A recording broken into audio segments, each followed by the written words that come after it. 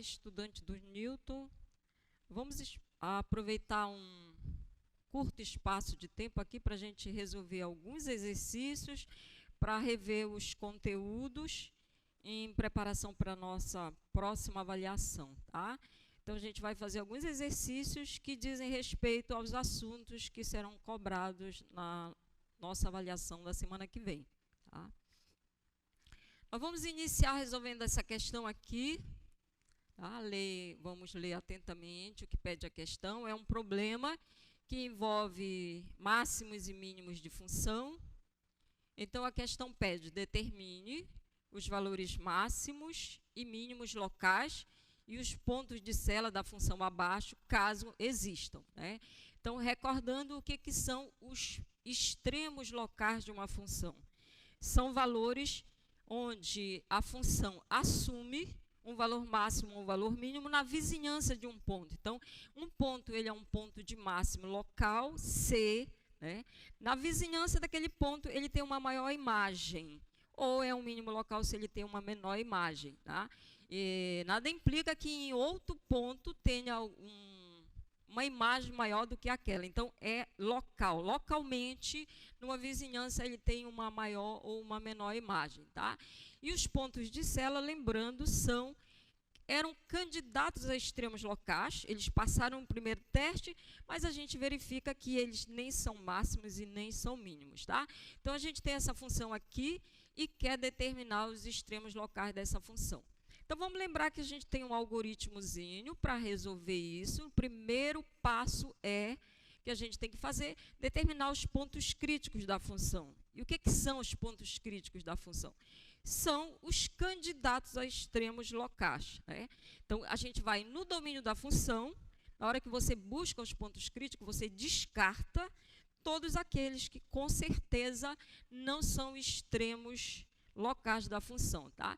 E qual é o processo que a gente usa para identificar os pontos críticos? Lembra que a ferramenta que a gente usa para isso é o gradiente da função, tá? Então, tem um resultado que diz que se um ponto é um extremo local da função, então o gradiente da função nesse ponto é nulo. Então, o que a gente vai fazer? A gente vai, primeiro passo é calcular o gradiente da função. Então, aqui nós temos uma função de duas variáveis reais. Portanto, o gradiente da função é um vetor bidimensional, lembra disso? E quem são as coordenadas desse vetor? As suas coordenadas são formadas pelas derivadas parciais da função, né, em relação às variáveis da função. Então, a primeira coordenada, a derivada da função em relação a x, e a segunda coordenada vai ser a derivada da função em relação a y, tá? Então, a gente vai construir aqui o gradiente da função. Temos aqui em cima a função e agora a gente vai calcular a derivada desta função em relação à variável x, tá? Então, derivando cada uma dessas parcelas, a derivada da primeira parcela em relação a x vai dar 3y, a derivada da segunda parcela em relação a x vai ficar menos 2xy, e a derivada da terceira parcela em relação a x dá menos y². Então, já encontramos a primeira coordenada do gradiente, e agora vamos pegar a função, derivar novamente, agora com relação à variável y, para encontrar a segunda coordenada do gradiente, tá?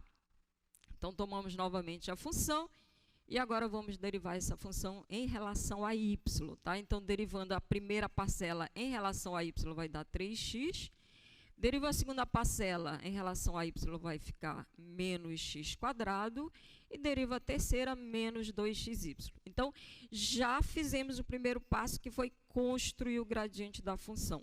O que a gente quer saber agora?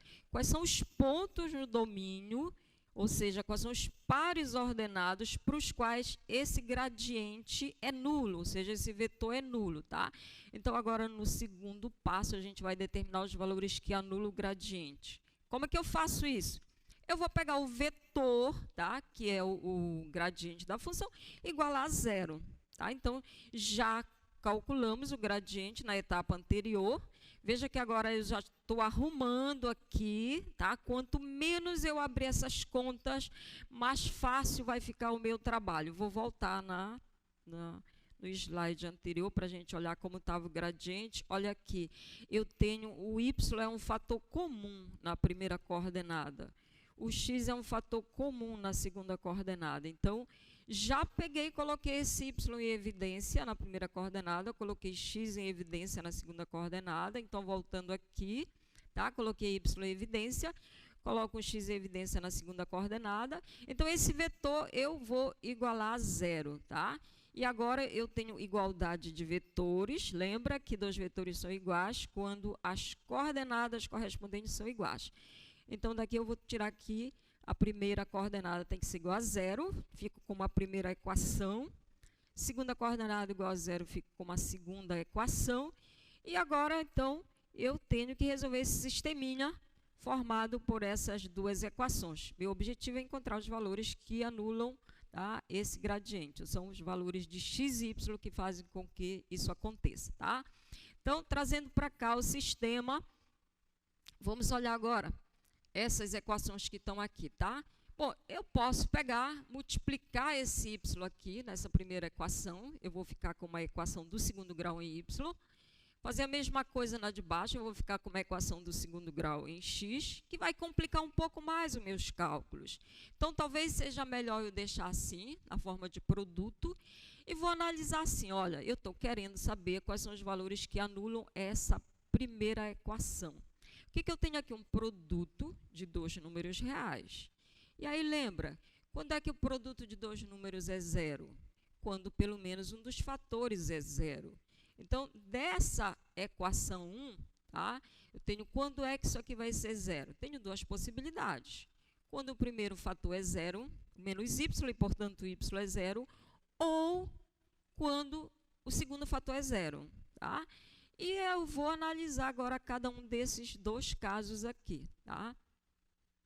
Então, o primeiro caso, quando y for zero, tá? Então, primeira equação, eu sei que ela vai se anular, uma das possibilidades é quando y for zero. Tá? Então, o que eu vou fazer agora com essa condição?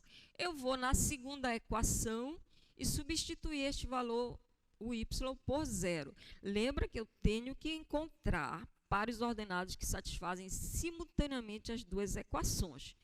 Por isso, eu estou dizendo que se o y é zero na primeira, eu tenho que também ter o y igual a zero na segunda.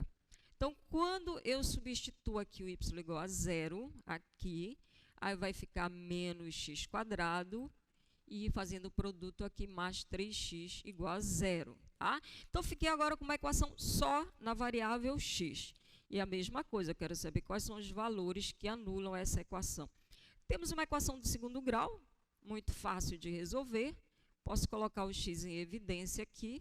E eu fico novamente com um produto, tá, de dois números reais dando zero. Vai ser zero quando pelo menos um dos fatores é zero. Então, daqui eu tenho duas soluções para x. Tá? Então, recapitulando, se o y é zero, a segunda equação me diz que para zerar as duas, eu tenho duas opções agora para o x. Ou o x é zero ou o x é 3. Tá? Então, nesse primeiro caso, eu já encontrei duas soluções para o sistema. Olha só, x igual a zero, mas isso dentro da condição de que o y é zero. Então, eu tenho esse par ordenado 0 e 0. Tá? A outra condição, x igual a 3, com a condição de que o y é zero. Então, já encontrei duas soluções para esse sistema. Lembra, a gente tinha duas possibilidades. Ou y é zero, analisamos o que acontece, os valores possíveis para x. E a outra, agora eu vou analisar, e se for o outro fator que for nulo, tá? Então, agora eu vou analisar o caso em que o y, tá? Isso aqui é zero, já passei para o outro lado aqui. O restante aqui, então vai ficar 3 menos, y é igual a 3 menos 2x. Aí vou fazer a mesma coisa, tá? Essa é a condição da primeira equação. Mas para ser solução tem que ser também a mesma na segunda equação. Então eu vou pegar a segunda equação e vou substituir o y por esse valor aqui, tá? Então, substituindo aqui o y por 3 menos 2x, fazendo o produto e arrumando, a gente fica com essa identidade aqui. A outra equação agora só em x, tá? Uma equação do segundo grau.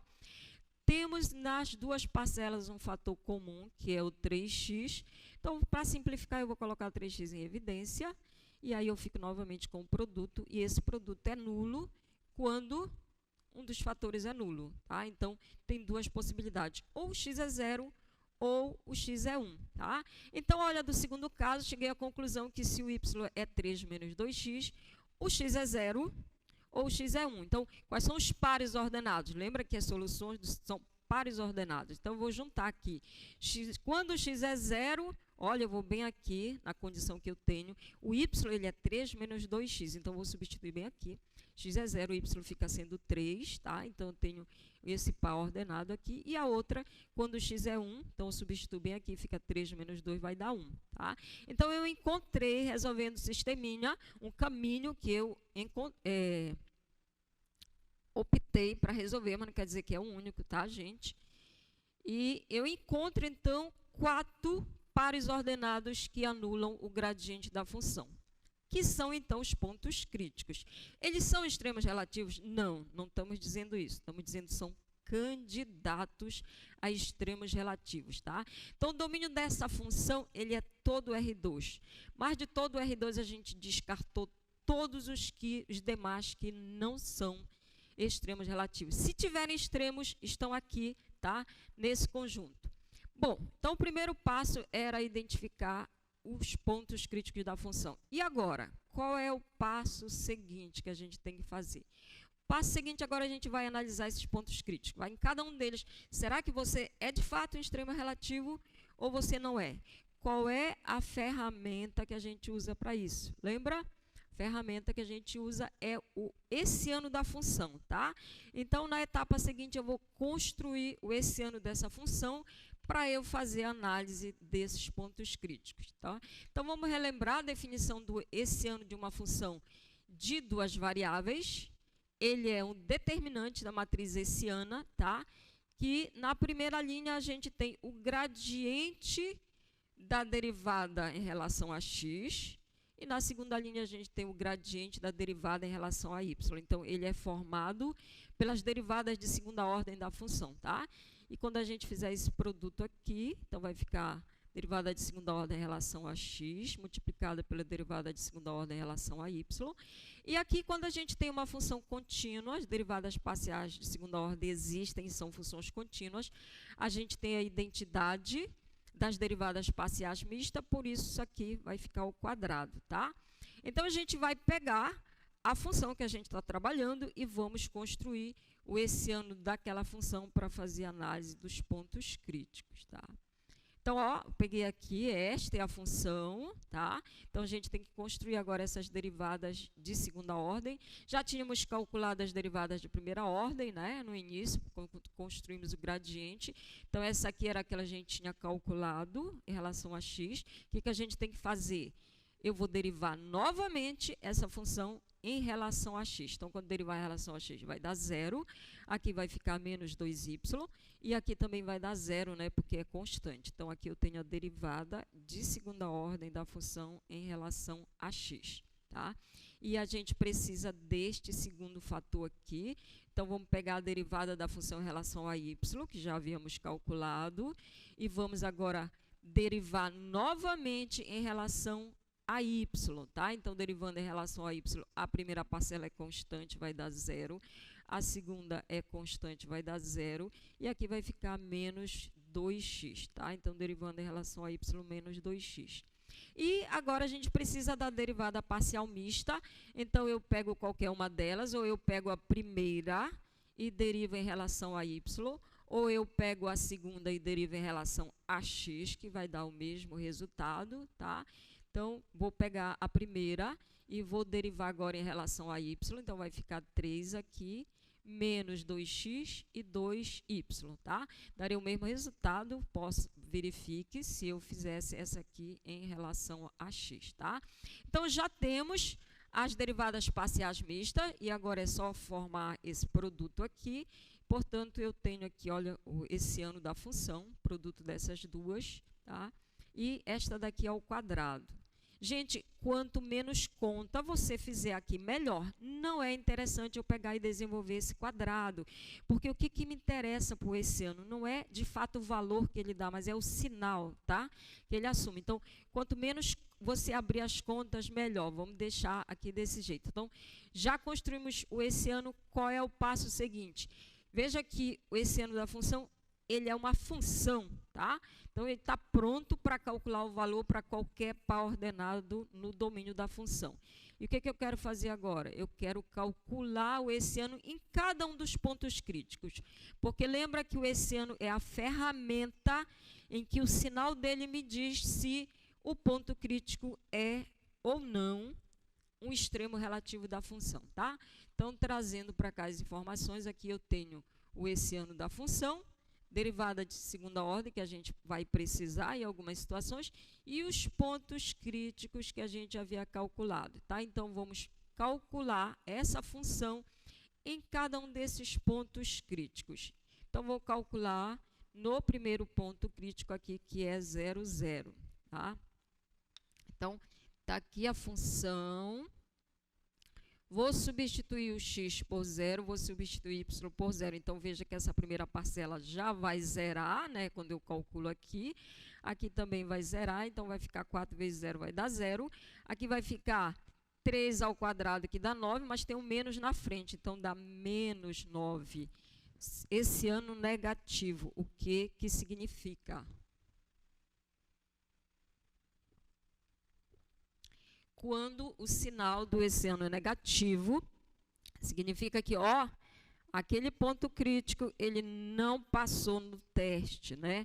Ele é o que a gente chama, é um ponto de sela. Ele era um ponto crítico, mas ele não é extremo relativo. Na vizinhança, tá? Se eu for calcular o valor da função nesse ponto, na vizinhança tem valores maiores e tem valores menores. Tá? Então, primeiro ponto crítico que a gente havia encontrado, ele não é um extremo relativo, ele é um ponto de sela. Aí vamos fazer análise do esse-ano no segundo ponto crítico. Então, vou calcular agora essa função h no ponto 0, 0. Então, está aqui a regrinha da função.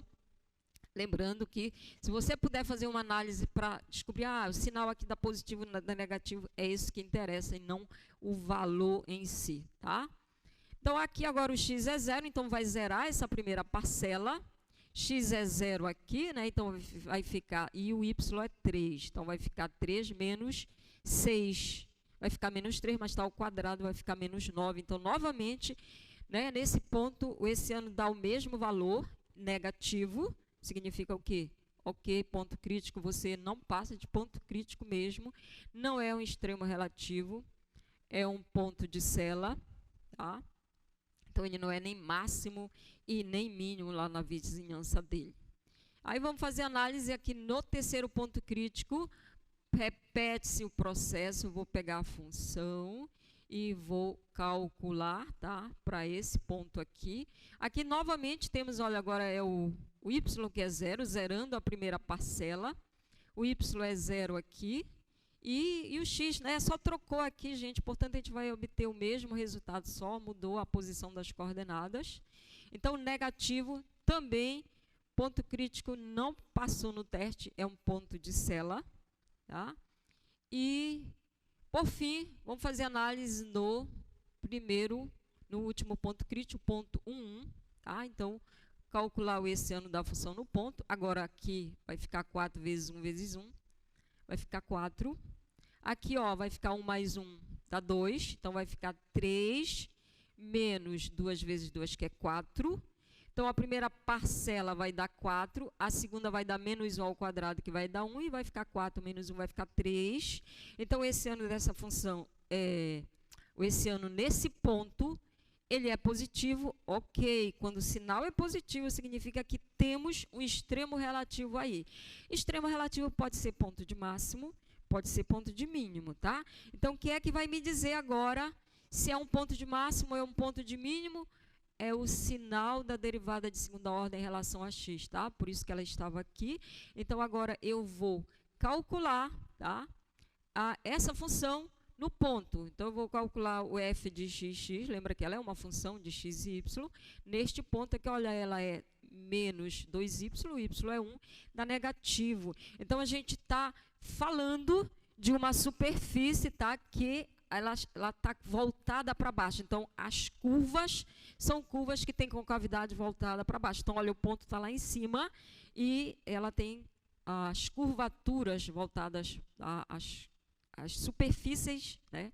As secções são curvas com concavidade voltada para baixo. Então, assim, tá assim, ó, trata-se de um ponto de máximo. E se eu quero saber, tá, ali eu tenho um ponto de máximo, e qual é este valor máximo da função no ponto? Então, eu tenho que pegar agora esse 1 e ir lá na regra da função e calcular esse valor, tá? Indo lá na regra que foi dada para a função, que ela não está aqui nessa tela, o valor dá 1. Então, 1 é o maior valor da função, tá? E ele é o único ponto dentre os pontos críticos encontrado. Ele é o único ponto. Ver o que a gente está... Então, olha aqui é o gráfico da função que a gente estava analisando. 3xy, verificar se é essa mesma. Tá? Então, veja que realmente tem uns comportamentos aqui, tá? Uns vales aqui. Aqui, olha, estava o ponto que a gente localizou. Está dando para ver aqui o ponto P, que foi o ponto de coordenadas 1, e a imagem dele é 1, que é o ponto, é o máximo. Então, veja que na vizinhança ele atinge um valor máximo, mas observa que há pontos no domínio da função, tá? A função vai embora aqui, tem sempre alguém maior, maior, maior. Então, é numa vizinhança aqui, tá? Que ele tem um maior valor. E os outros pontos que a gente encontrou, que não passaram no teste, não passaram de pontos críticos mesmo. Deixa eu localizá-los aqui. Tá? Então, tem um ponto bem aqui, que a gente identificou como ponto de sela. Observa, gente, que se eu olhar, tá, por esse ponto aqui, olha, aqui eu tenho uma curva que ele tem um menor valor, mas se eu olhar nessa outra direção aqui, eu tenho uma curva em que ele é um ponto de máximo. Aqui, olha, se eu olhar aqui, ele está sendo um ponto de máximo. Por outro lado, se tiver alguém caminhando aqui, olha, ele é o nível mais baixo, mas se tiver alguém caminhando por este caminho, ele é o nível mais alto. Então, por isso ele não é um extremo relativo. Mesmo comportamento tem o segundo ponto que a gente viu, tá? E é onde está o terceiro ponto aqui, ABC. Acho que ele está fora aqui do limite de visualização.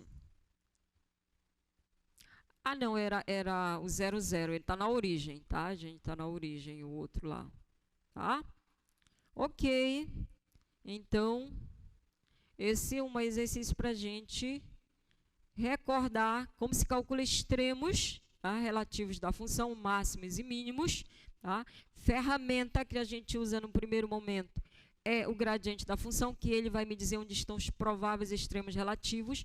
Encontrando os pontos críticos, eu uso o essiano da função. Tá? Então, vamos fazer mais uma questão nesse sentido aí. Tivemos muitos pontos críticos, mas só um era extremo relativo.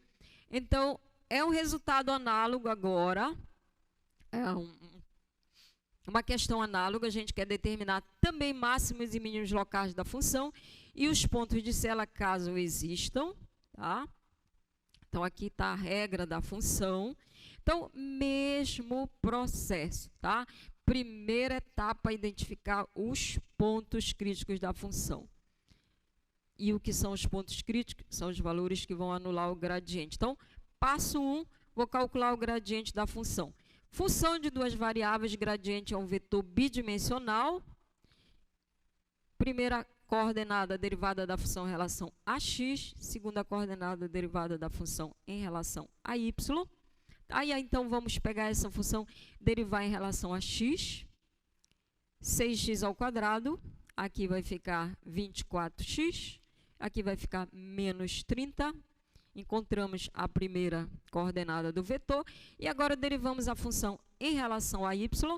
0, 0, 0. Aqui só que temos parcelas em y. Vai ficar 4y ao cubo e menos 12y ao quadrado. Pronto, temos o gradiente. E agora, temos então que, quais são os valores que vão anular o gradiente? Encontrar esses valores, tá? Então, vou pegar o gradiente da função.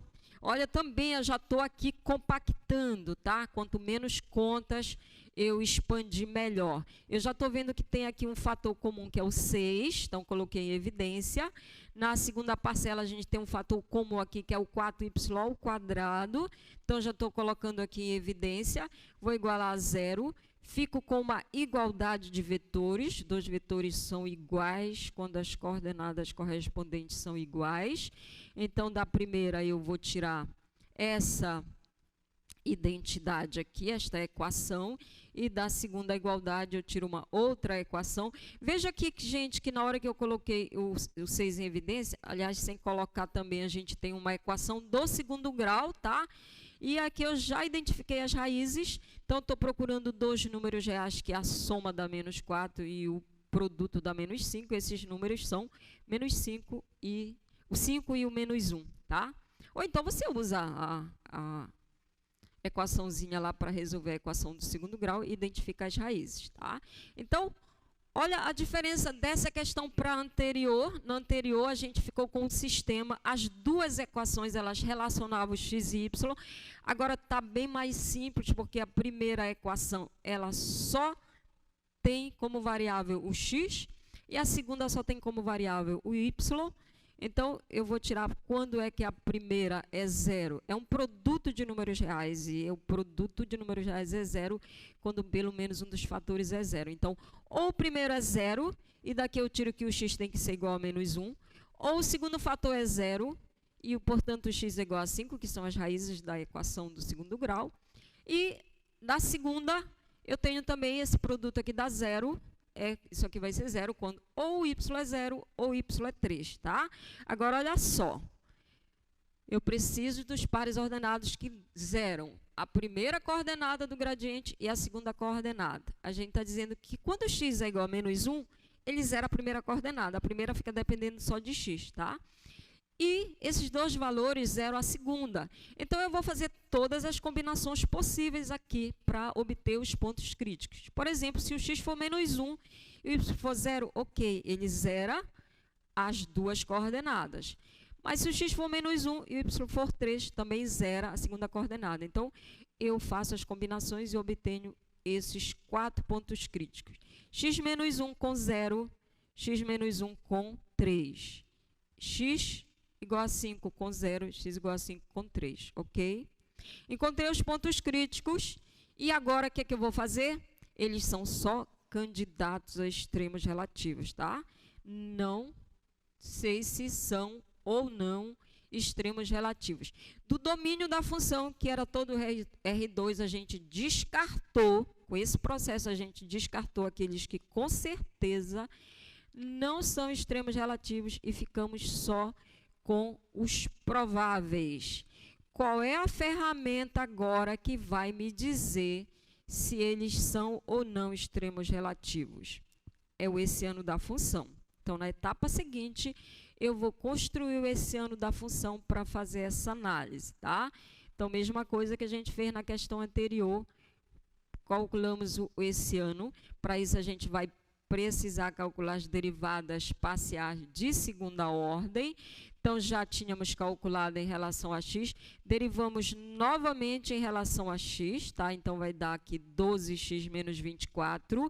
E já vou colocar, se tiver fator em evidência, já vou colocar, porque lembra, eu quero esse ano para saber o sinal dele, tá? Não me interessa muito o valor que ele dá, mas se ele é positivo ou se ele é negativo. Então, vai simplificando as continhas que você tem que fazer. Então, eu tenho a derivada em relação a y, tá? Que era isso aqui, e vamos derivar novamente em relação a y. Então, vai ficar 12, né? Aqui vai ficar 12y ao quadrado menos 24y. Olha, temos fator comum aqui, 12y. Então, já vou colocar em evidência, aí fico com esse fator aqui. E agora eu pego uma delas e derivo a primeira em relação a y, a segunda em relação a x. Veja que eu vou pegar a primeira e vou derivar em relação a y. Ela só tem a variável x, portanto, vai dar 0, essa derivada. E aí, montamos aqui o hessiano da função. Tá? Então, vou multiplicar aqui esses valores aqui. Essa segunda parcela, ela é 0. E aí, eu fico com isso aqui. Tá, gente? Não tem interesse nenhum. Tá? Eu só vou perder tempo, fazer conta, se eu efetuar esse produto aqui, fazer essa multiplicação. Porque lembra, eu estou interessado no sinal que vai dar. Então, vou deixar desse jeitinho que está a conta para eu fazer análise dos pontos críticos. Então, está aqui o hessiano. Olha só, coloquei aqui a seta. O foco é aqui nesse valor. Porque o 144, ele é positivo, então ele não vai influenciar no sinal, tá? Está aqui a derivada de segunda ordem em relação a x, caso eu precise. E vamos fazer a mesma coisa que nós fizemos na questão anterior. Vamos calcular o hessiano da função em cada um desses pontos, tá? Cada um dos pontos críticos. Então, vou pegar aqui o primeiro ponto crítico. Vou calcular o h nesse ponto crítico aqui. Lembrando, ó, o foco vai estar bem aqui, tá? Esse produto aqui. Então, quando eu substituo, olha que esse primeiro aqui vai dar negativo, né? Dá um valor negativo. Aqui dá positivo e aqui dá positivo, porque o 3 é maior do que o 2, tá? Então, ficou a primeira parcela negativa, deu um valor negativo, significa o quê? Não é, este ponto não é extremo relativo, tá? Se candidatou, mas não foi eleito, tá? É um ponto de Sela. Aí vamos fazer a mesma análise para o segundo ponto, 5, 3, tá? Mesma coisa. Estou interessada no sinal, gente. Então, x eu coloco aqui, 5 é maior que 2, vai dar um fator positivo aqui. Aqui é positivo, vai ficar positivo. 3 é maior que 2, dá positivo. Então, o resultado dá positivo. Quanto dá, não é relevante. Mas eu dá para analisar aqui que o sinal é positivo. Portanto, isso me diz o quê? Sinal do hessiano positivo é um extremo relativo. Temos dois extremos relativos, pode ser ponto de máximo, pode ser ponto de mínimo. Quem vai me dizer agora se é máximo ou mínimo é o sinal da derivada de segunda ordem em relação a x, tá? Então, vamos aplicar, calcular a função nesse ponto aqui. Então, eu calculando a função aqui nesse ponto, tá? Também, gente, o que interessa aqui é o sinal, tá? Então, 5 é maior do que 2, o resultado aqui vai ficar positivo. Portanto, estamos falando que de uma superfície que ela está assim, voltada para cima, tá? Então, esse ponto que a gente encontrou, ele vai estar lá embaixo, ele é um ponto de mínimo. E se eu quero saber qual é esse valor mínimo, eu vou na regra da função e calculo o valor da função no ponto, deu menos 227. É um mínimo local, tá? Na vizinhança desse par ordenado 5, 3, ali ele assume o menor valor, tá? Pode ser que em outro local a função vá sempre diminuindo, diminuindo e tenha imagens menores do que essa, ok? Então, encontramos um extremo relativo. Vamos fazer análise do segundo ponto crítico aqui, tá? Aí, quando a gente substituir aqui, olha, o y é 0, já vai zerar aqui a parcela. Opa, o hessiano da função deu 0. E agora? Agora, olha, o hessiano fala para a gente... Termina aqui a minha capacidade de decisão. Eu não sei mais lhe dizer se esse é um extremo relativo ou não, tá? Então, eu posso procurar algumas maneiras de analisar. Posso pegar algumas curvas que estejam aqui passando por esse ponto para ver como elas se comportam, porque eu tenho que buscar outros caminhos, porque agora o hessiano não sabe me dizer se é um extremo relativo, tá? Eu optei por fazer a seguinte observação, tá? Eu trouxe para cá a regra da função, só para a gente analisar. No ponto em questão que a gente está analisando, se eu calcular a imagem da função nesse ponto, ela dá 16. Tá? Então, lá dá 16. Então,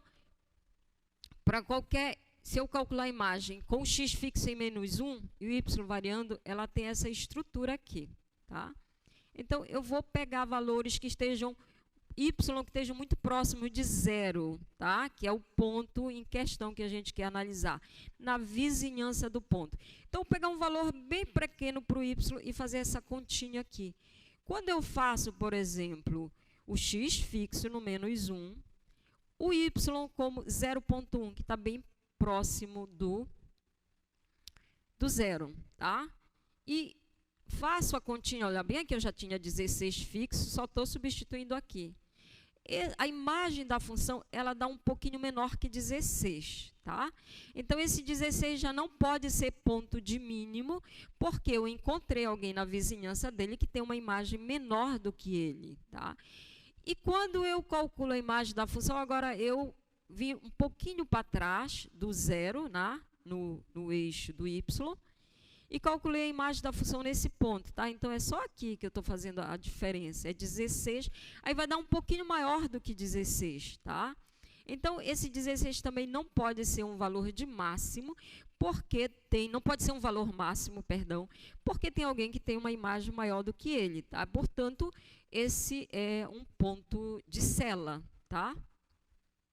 Por análise feita por outro caminho, a gente detecta que ele é um ponto de cela.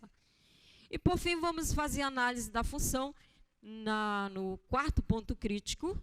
Olha só, novamente o y é zero, então vai ficar com a mesma situação aqui. Tá? O Essiano anulou, e aí ele não pode mais dizer nada para a gente. Termina aqui a capacidade dele. E aí eu posso fazer, fiz uma análise aqui parecida. Veja que no ponto, essa função vale menos 200, tá? E se eu pegar para um y qualquer, é a mesma parcelinha que está aqui, aí eu fiz a mesma coisa, pegar valores próximos, né? E eu obtenho valores que são menores do que menos 200 e maiores que menos 200. Então, ele não pode ser nem ponto de máximo, nem ponto de mínimo. Temos também um ponto de cela. Então, a gente encontrou 4 pontos críticos, tá? E só um era extremo relativo. Tá? Vamos dar uma olhada aqui no gráfico na superfície, que é o gráfico dessa função.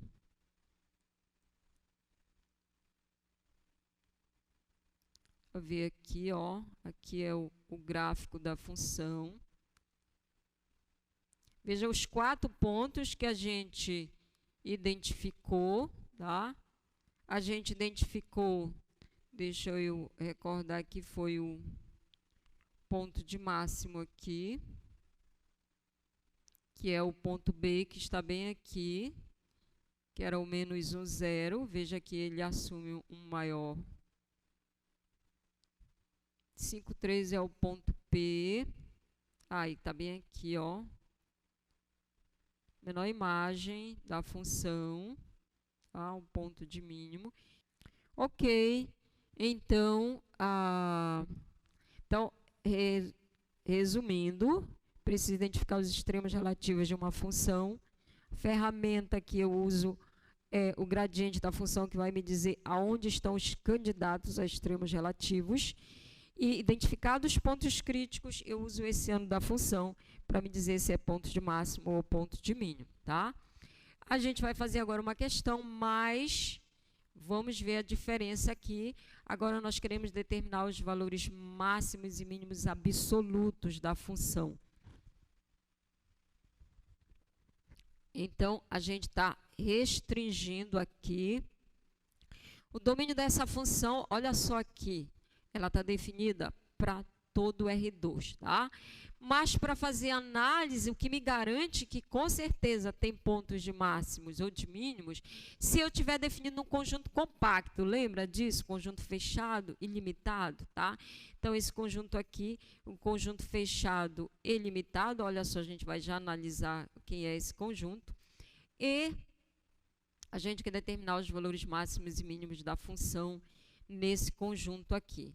Então, lembrando como que é o processo, a gente vai determinar os extremos da função, primeiro no interior, tá, do conjunto, e depois a gente vai ter que fazer análise na fronteira do conjunto.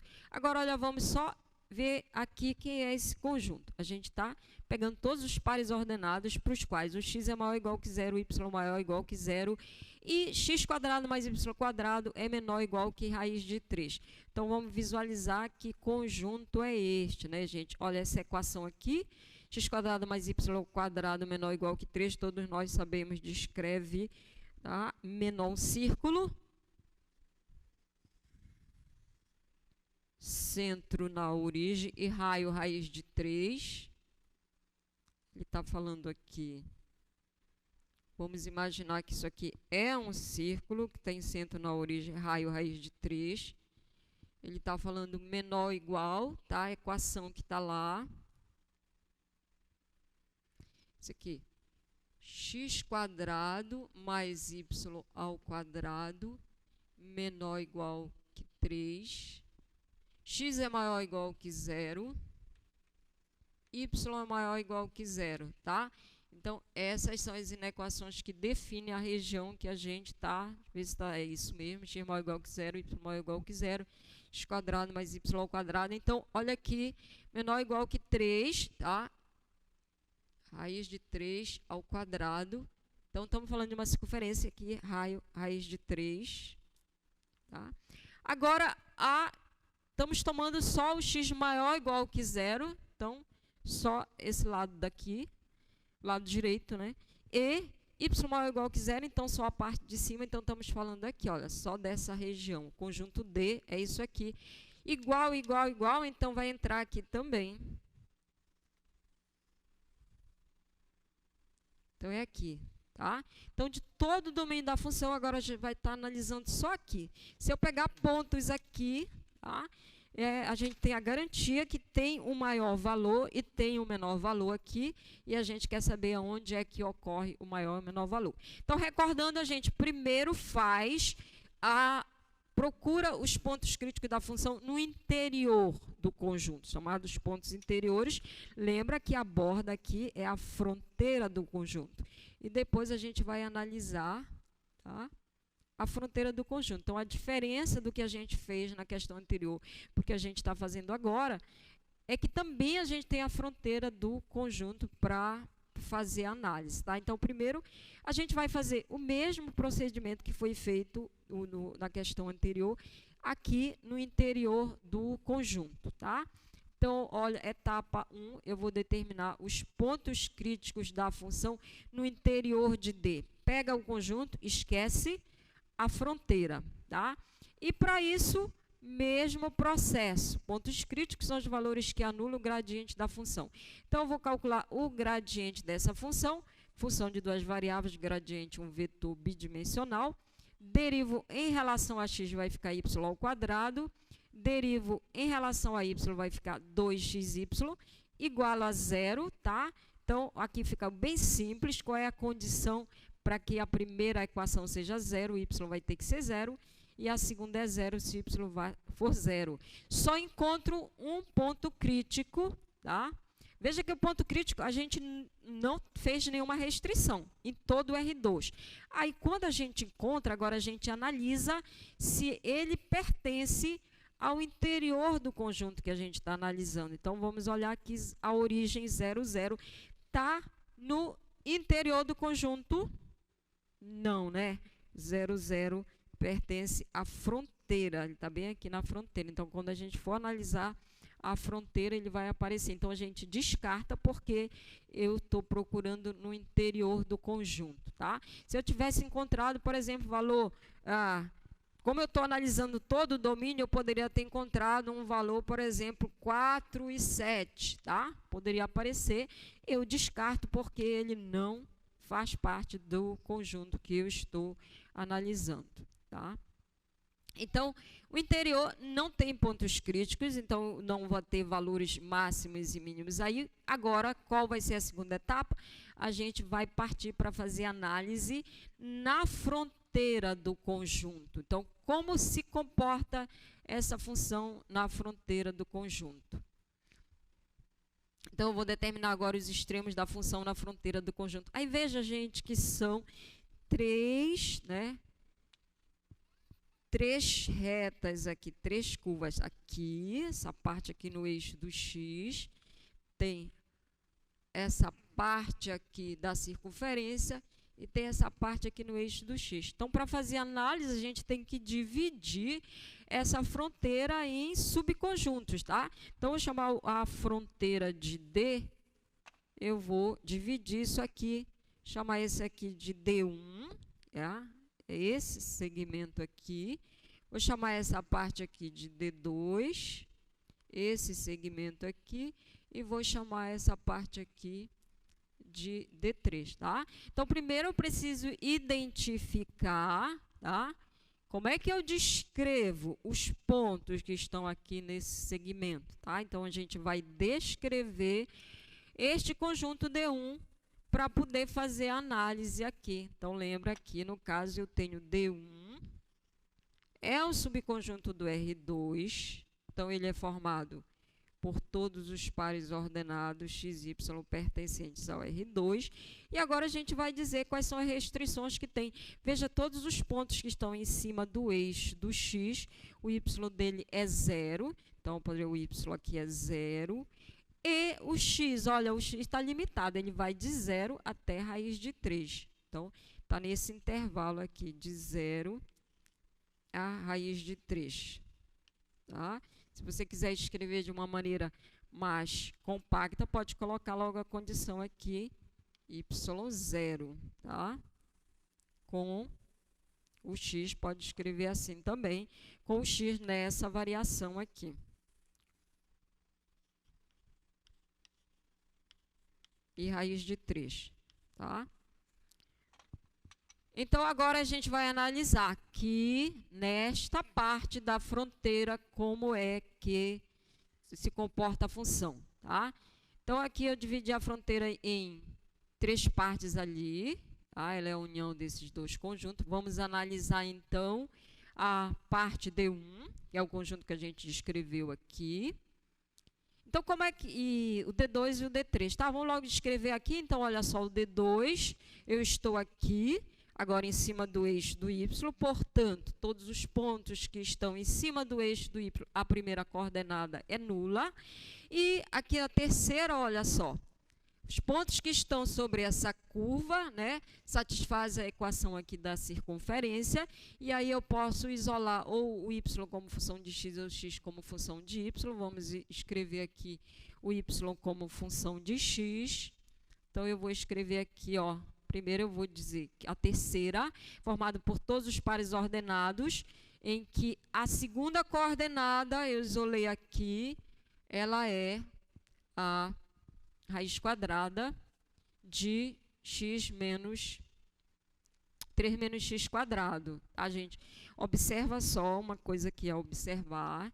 Eu tenho aqui a equação da circunferência. Deixa eu ver onde eu escrevo aqui. A gente tem aqui x quadrado mais y quadrado é igual a 3. E aí eu vou escrever o y como função de x. Vai ficar 3 menos x quadrado. E aí as soluções aqui eu tenho mais ou menos, né? Que é a parte que está acima do eixo do x e o negativo é a parte que está abaixo, né? Mas como a gente está nesta parte aqui, então vou ficar com o sinal positivo, tá? Por isso, ficou aqui. E aí agora a gente já tem as 3 fronteiras identificadas. Vamos analisar cada uma delas. Então, aqui está a função. E vamos analisar, tá, os extremos da função no conjunto D1, tá? Aqui essa função tem pontos críticos, tá? Qual é o maior valor e o menor valor que ela assume aqui nesse intervalo? Então, veja que agora eu só tenho a variável x, então vou criar uma função aqui, tá? É só uma questão de notação, não necessariamente, se você quiser, não precisa fazer isso, mas é para ficar bem claro que agora eu vou estar trabalhando com uma função de uma variável. E o que vai ser ela? Vai ser essa função calculada num ponto da forma que são os elementos de D1. Então, eu vou calcular a função em f de x 0, tá? Depende só da variável x, é função de uma variável. E aí a gente vem aqui na regrinha, né? Substitui o y valendo 0, vai dar 0. Ou seja, gente, quando você calcula nessa função aqui, pontos que estão aqui em cima do eixo do x, veja que a gente nem usou a restrição, ela é nula, tá? A imagem dessa função é nula em qualquer um dos pontos. Portanto, lembra como a gente faz para achar pontos críticos de função de uma variável? Deriva a função, né, igual a zero. Olha, se eu derivar já vai dar zero, qualquer que seja o ponto aí, ele é candidato, né? Ele é um ponto crítico dessa função aí, todo o intervalo, tá?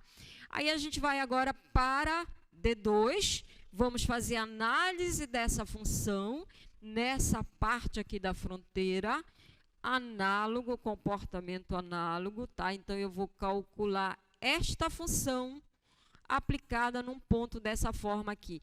Agora vai ficar só em função da variável y, portanto, eu vou chamar aqui uma função g2, ela vai ser uma função de y. E o que é isso? É a regra desta função calculada num ponto 0y. Vai zerar também, né, gente? Zera, e aí, portanto, eu quero agora saber quais são os pontos críticos dessa função.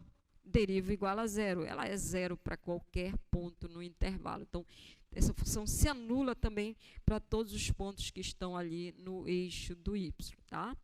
E vamos fazer, então, da zero, né? Essa função, todos os maior, menor valor que ela é tudo zero aí. E aí vamos analisar agora no terceira parte, tá? Na borda aqui do círculo. Então, análogo, tá? Vou criar uma terceira função que eu vou chamar de G3 de x. Ela vai ficar só dependendo de x. O que é essa função?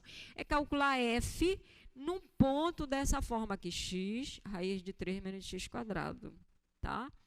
Então, vou lá pegar a regrinha, vai ficar f de x, raiz de 3 menos x quadrado.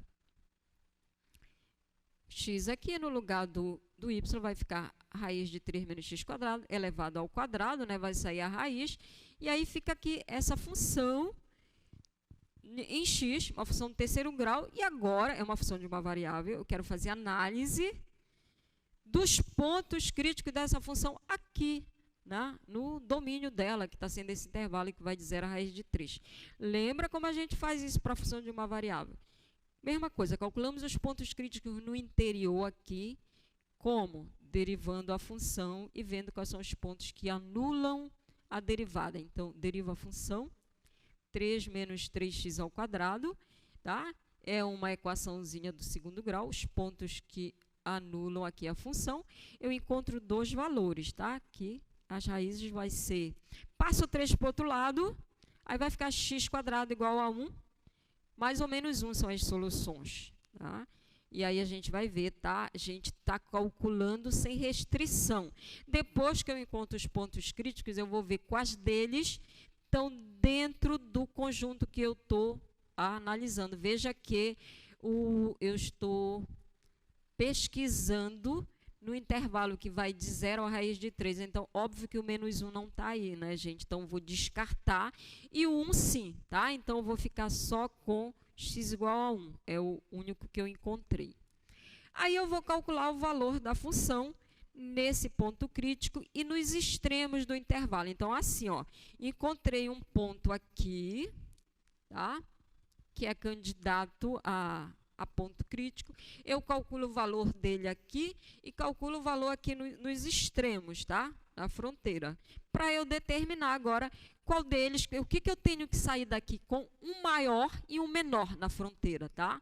E aí eu calculo então aqui nesse extremo e no ponto crítico e vejo qual foi o maior e qual foi o menor que eu encontrei. Então, é o que a gente vai fazer aqui.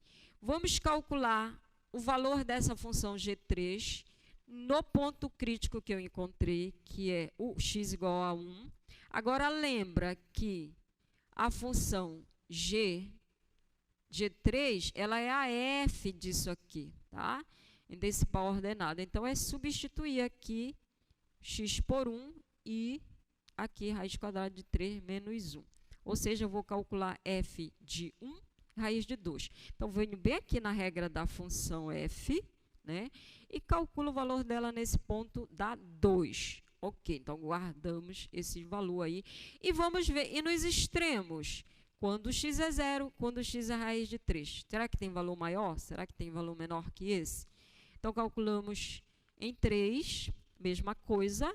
Vou usar aqui a regra aqui. Vai dar 0, já tínhamos, acho que, calculado aqui. E em raiz de 3, tá? Mesma coisa. Substituo aqui. Também dá 0, tá? Então, eu saio desse ambiente que eu estava estudando, levando o maior e o menor valor, tá? Menor valor, 0, assumiu em dois pontos, tá? Então, eu tenho um valor máximo, que foi o 2, que ocorreu aqui nesse ponto, e um valor mínimo. Então, lembra que a gente fez análise em todo o ambiente. Internamente, não encontramos nenhum ponto. Aqui, todos os valores dão 0. Aqui todos os valores dão 0. Aqui a gente encontrou um que deu quanto? Que deu 2, tá? Dá 2 num ponto aqui. E aqui dá 0. Então, o maior valor que a gente encontrou foi este ponto aqui, que dá 2, e 0 o menor valor. Então, neste conjunto, neste aí que a gente está estudando, tá? A gente tem o valor mínimo da função é 0. E ele ocorre aonde? Em todo este segmento aqui, em todo esse segmento aqui, e o maior valor que a gente encontrou foi o 2, e ele ocorre lá na borda da circunferência. Ok? Aí quero dar uma olhada aqui no gráfico da função, dizer o que a gente estava calculando. Então, aqui é um esboço do gráfico dessa função, tá? É um sobe e desce aqui. Todo o R2, né? Que dá para visualizar. Mas o que a gente estava analisando? De todo esse domínio, a gente pegou uma parte aqui bem compacta, lá no domínio da função. Então, vou tirar aqui. Ó, a gente se restringiu, né, gente? Aquilo que a gente está vendo bem aqui. Só esta parte aqui, tá? Então, nesta parte ali, foi que a gente analisou que ela tem um máximo que ocorre, que é esse ponto A bem aqui, olha, gente. Não sei se está dando para ver, corresponde também aqui, ó. A gente encontrou que ocorre na borda, tá? É uma imagem do ponto que vem aqui de baixo. Tá? Então, a gente está restringindo num conjunto compacto e fica garantida a existência de máximos e mínimos. Tá? E observa que, não sei se dá para ver, ó, todos os pontos que estão em cima do eixo do x, tá? Ele está colado no plano XY, em cima do eixo do y também, ele está colado no eixo do y. Tá? Por isso que a gente identificou que a função se anula em todos esses pontos aí. Ok, então acredito que de encontrar máximos e mínimos relativos e absolutos, então a diferença dos relativos absolutos, a garantia do absoluto é em conjuntos compactos. A gente, além de analisar a função no interior do conjunto, temos também que fazer análise na fronteira do conjunto.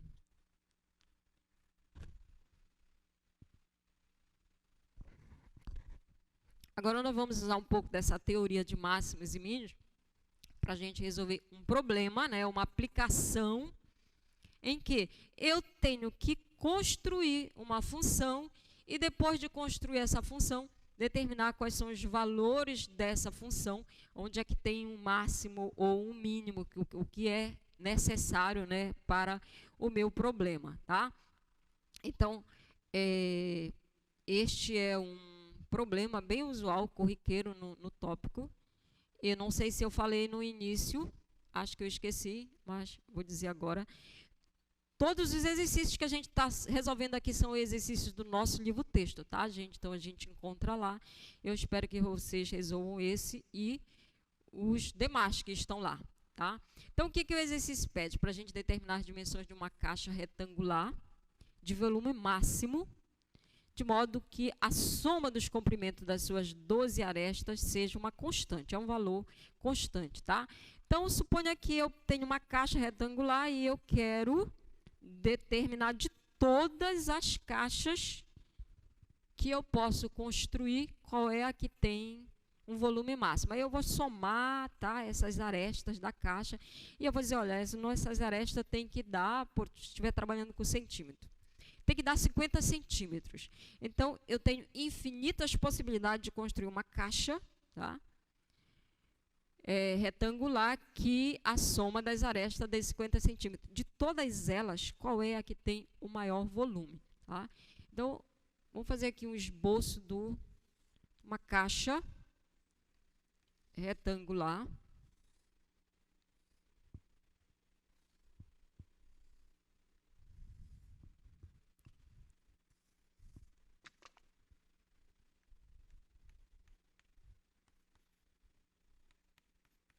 Tá? Então, aí eu vou chamar aqui as dimensões dessa caixa, eu vou chamar esse aqui de X.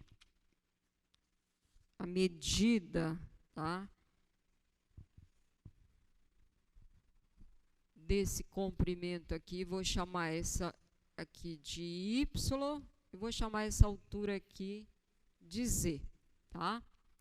Comprimento das suas arestas. Então, o que a gente tem que determinar, tá? A gente tem que determinar as dimensões dessa caixa. Então, o meu objetivo final, eu tenho que encontrar qual é o valor de X, qual é o valor de Y, qual é o valor de Z. Tá? As dimensões, mas para quê? Que satisfaçam o quê?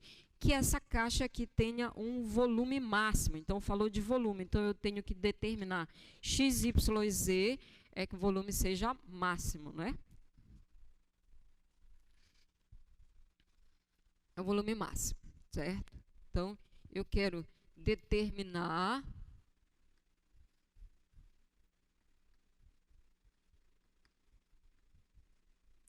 X, Y e Z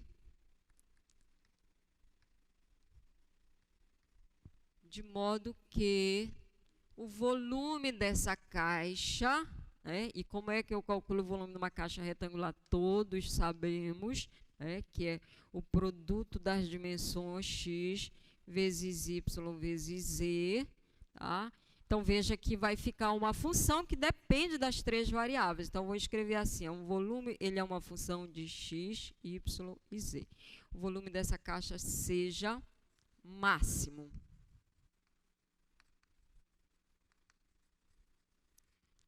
Então, é claro que a gente tem aqui uma função domínio. Se eu olhar o domínio dessa função, está definida para qualquer ponto do R3, tá? A gente não tem nenhuma restrição, porém, para o nosso problema, sim, porque X, Y e Z determinam as dimensões da caixa. Então, não pode ser zero, senão a caixa não existe, não pode ser valor negativo. Então, a gente tem aqui as restrições, além de que também nenhum deles pode exceder a constante lá que foi dada, tá? Vou colocar aqui, tem que ser positivos, tá? Então, eu quero determinar x, y, z de modo que isso aqui seja máximo. Ou seja, eu estou perguntando, essa função aqui, ela tem ponto de máximos? Aonde estão esses pontos de máximo? É isso que a gente quer identificar. Então, eu quero determinar o máximo dessa função, tá? Para identificar. Agora, olha só, eu fiquei com uma função de 3 variáveis, tá? Eu sei perfeitamente identificar os extremos relativos de uma função de 2 variáveis, tá? Mas a gente tem uma informação adicional, tá? A gente tem isso aqui com a condição. O problema disse que ele quer que a soma das 12 arestas seja um valor constante, que ele chamou de C, tá? Então, eu vou somar aqui, olha, eu tenho essa medida, eu tenho aqui, aqui, aqui e aqui, eu tenho cada uma delas, eu tenho 4 vezes, né? Então, eu vou ter 4x, posso fazer a soma das arestas, que é a condição que o problema deu lá. 4y mais 4z tem que ser igual a uma constante lá. Isso aqui, então, está representando um número real, número positivo, tá?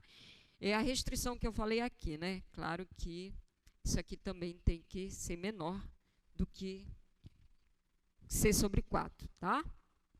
Então, olha só, eu tenho agora uma condição, eu quero determinar o mínimo dessa função, máximo, perdão, sujeito a essa restrição aqui. E essa condição aqui, ela está envolvendo aqui as 3 variáveis. Eu posso usar essa identidade para expressar qualquer uma delas como função das outras 2, né? Como é usual, a gente vai tirar o valor de z aqui. Então, eu vou isolar o z aqui, eu vou ter que o z, tá? Posso passar para cá dividindo tudo, e o z vai ficar c dividido por 4 menos o x mais o y, né? Então, dividi toda a equação por 4, né? Ficou x mais y mais z. C dividido por 4. E depois eu passei o x para cá, x menos y, tá? Eu não vou ficar trabalhando com esse número aqui. Quanto menos eu vou dizer que isso aqui é uma outra constante, menos x mais y, tá? No final das contas, quando for necessário, aí eu digo que isso aí é c mais 4, onde estou chamando k de c sobre 4. Afinal, tudo é constante.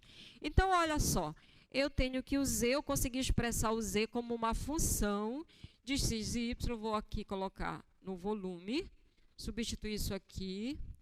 Vamos agora para cá. Voltar no volume, tá? Vou suprimir aqui x, y, z.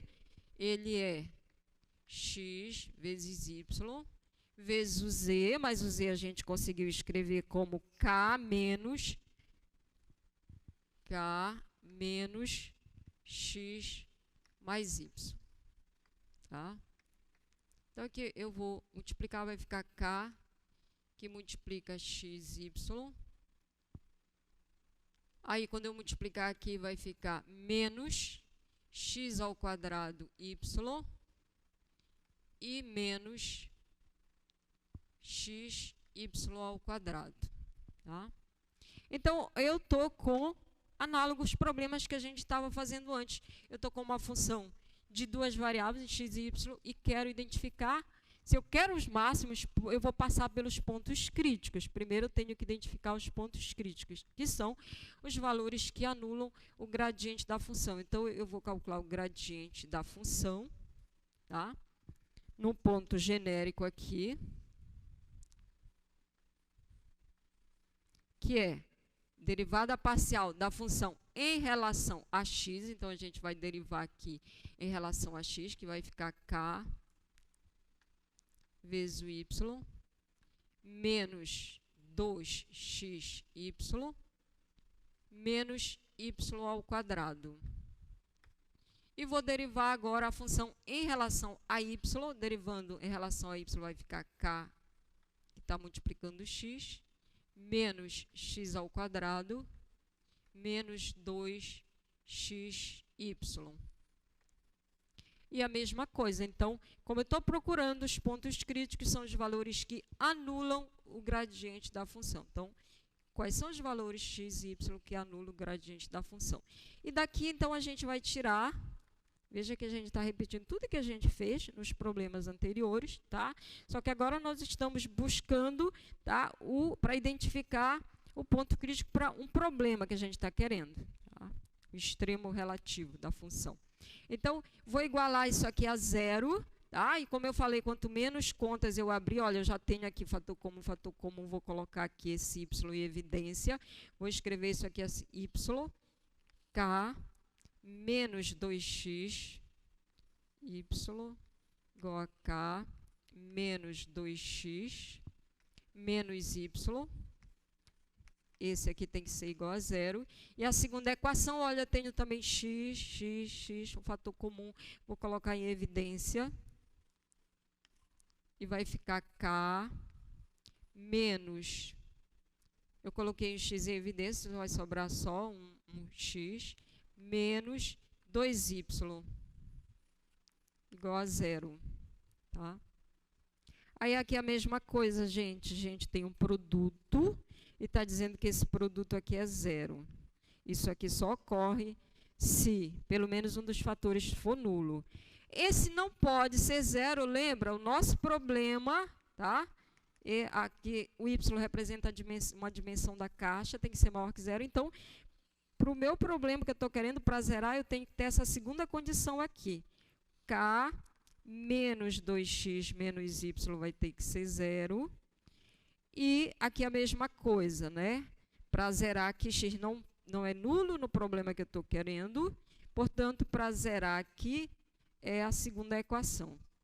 O segundo fator, menos x menos 2y é igual a 0. Tá? Então, eu fico aqui com essas duas equações. Veja que tem k aqui, k aqui. Acho que eu vou isolar o k nas duas, né? E igualar.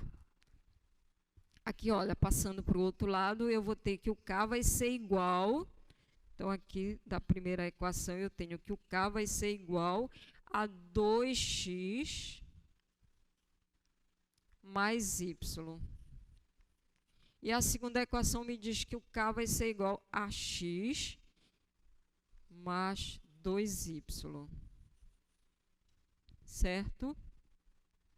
Então, olha, a gente agora ficou com essa igualdade em x e y.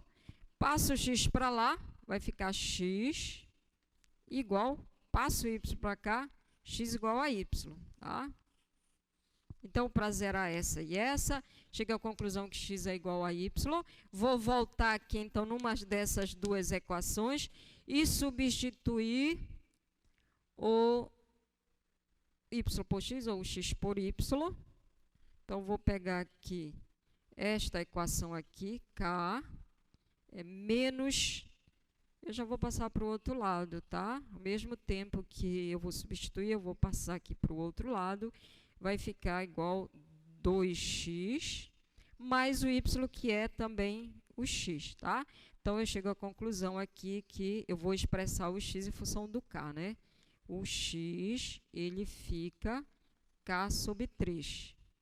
Mas também o y tem que ser igual ao x, então, o y também, tá? Então, eu identifico ponto, valores que anulam o gradiente dessa função, portanto, pontos críticos, se tiver extremo relativo, vai estar aqui. E agora tem um passo que eu vou deixar para vocês fazerem, que é verificar, de fato, isso aqui, ele é um extremo relativo da função. Aqui a gente está identificando como ponto crítico, tá? Mas a gente verifica que ele é, de fato, um ponto de máximo, que é o que a gente está querendo. Mas estamos procurando o quê? As dimensões da caixa, x, y e z. Então, identificamos ali o valor do x e do y, precisamos identificar o valor de z, mas a gente tem essa equação aqui relacionando x e y. Então, vamos para cá agora. Eu tenho para a terceira dimensão, eu tenho que o x ele é k menos x mais y, né? X mais y, que vai ficar igual a k menos, veja que este é igual a este, então vai ficar menos 2 vezes o k sobre 3, né, gente? K sobre 3. Então, vai ficar 3 menos 2, também vai dar k sobre 3, tá? Então, olha só, para as dimensões da caixa, que maximizam o volume, né, com essa condição de que a soma das 12 arestas seja igual a essa constante, essa caixa vai ter que ser um cubo, todas as dimensões sejam igual. O x tem que ser igual a y, tem que ser igual a z, que tem que ser igual a k sobre 3. Ah, mas agora sim eu vou usar o c que foi dado lá, agora só vou substituir porque ele deu em função desse c aqui. Mas quem é k é c sobre 4, né? Lembra que isso aqui vai ficar c sobre 4 e dividido por 3, então vai ficar c sobre 12, tá? Então, aqui a gente tem os valores que maximizam. Uma aplicação, né, de extremos da função. A gente vai resolver agora outro problema, tá, de aplicações de extremos da função, análogo que a gente fez na questão anterior. O que a gente quer determinar agora são os pontos do cone. Então, aqui a gente tem a equação de um cone, que estão mais próximos. Ele fala pontos, pode ser que a gente encontre o ar de um, que estão mais próximos desse ponto aqui, tá? Então, é um problema de máximos e mínimos que a gente diz, né? Então, o que a gente precisa determinar nessa questão um ponto do R3, tá? Em particular, este ponto está nesse cone aí. E o que a gente quer? Encontrar o ponto que está mais próximo, dentre todos os pontos que estão no cone, quais são os que estão mais próximos desse ponto de coordenadas A. Então, vou pegar aqui os dados do problema. A gente tem aqui a equação do cone, z² igual a x² mais y ao quadrado. E a gente tem um ponto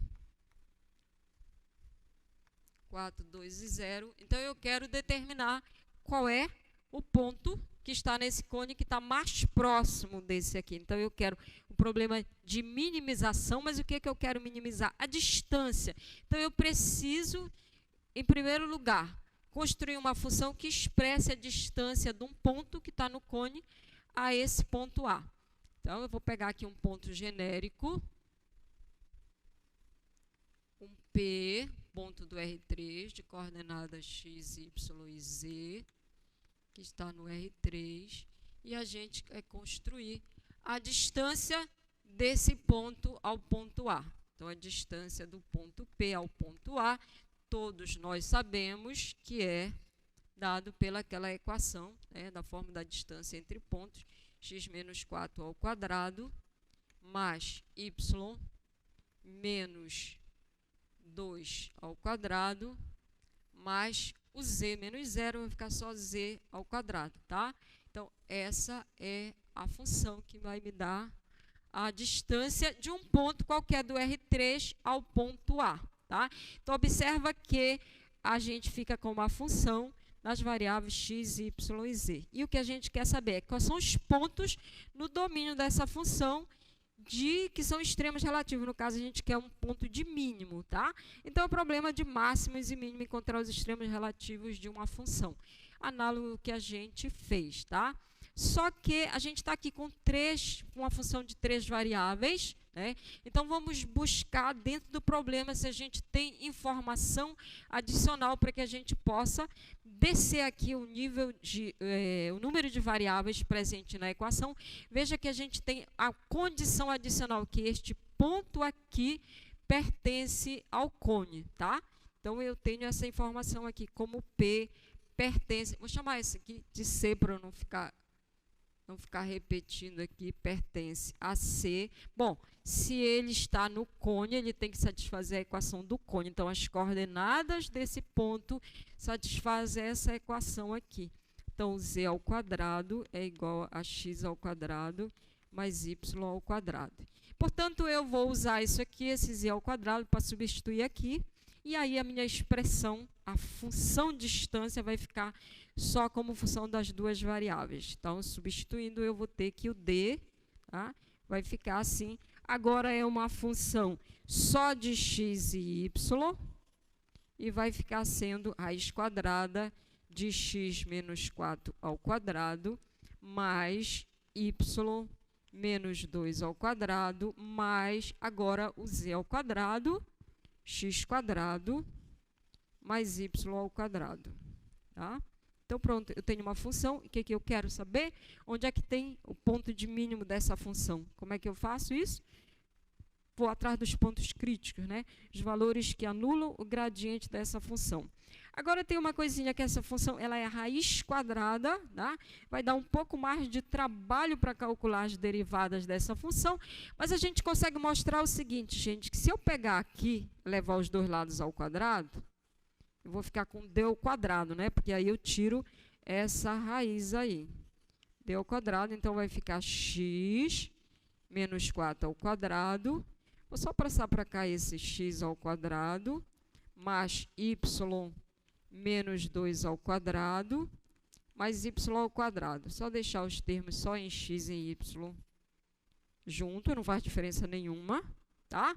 A gente consegue mostrar que os valores que anulam o gradiente desta daqui são os mesmos que anulam o gradiente dessa daqui. E é bem mais fácil eu trabalhar com esta daqui sem a raiz, tá? Eu vou chamar então essa função aqui de f de xy. Quem é ela? Ela é a raiz quadrada da distância, só para simplificar os cálculos. E aí o meu objetivo então vai ser é saber quais são os valores que anulam o gradiente desta função aqui. Então, a gente vai derivar em relação a x, derivar em relação a y e igualar as duas coordenadas do vetor gradiente em relação a zero, tá? Então, eu vou calcular a derivada parcial de x em relação a y. Veja que eu poderia pegar, né, esse quadrado aqui, desenvolver. Acho que só vou perder tempo fazendo cálculos, tá? Posso calcular a derivada aqui direto, tá? Vou aplicar a regra da cadeia. Então, eu vou derivar em relação a x, tá? Aqui, então, vou aplicar a regra da cadeia.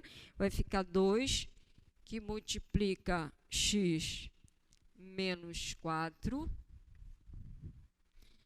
E aí, eu derivo a função interna agora, né? Mas a derivada de x vai dar 1. Então, e aí, derivar aqui de x² vai dar mais 2x. Então, primeiro vetor do gradiente, lembra que eu estou calculando aqui, quero essa condição aqui, gradiente da função f,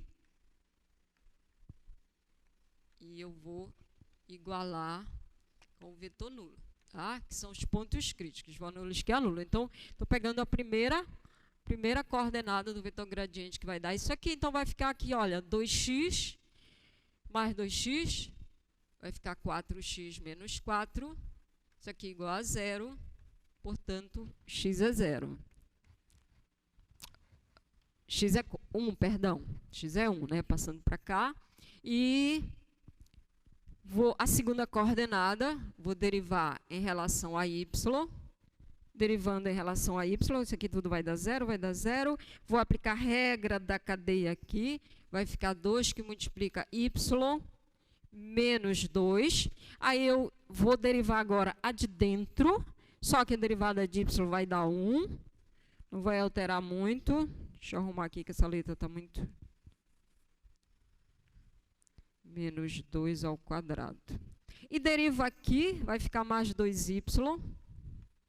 Isso aqui eu quero saber quando é que dá 0.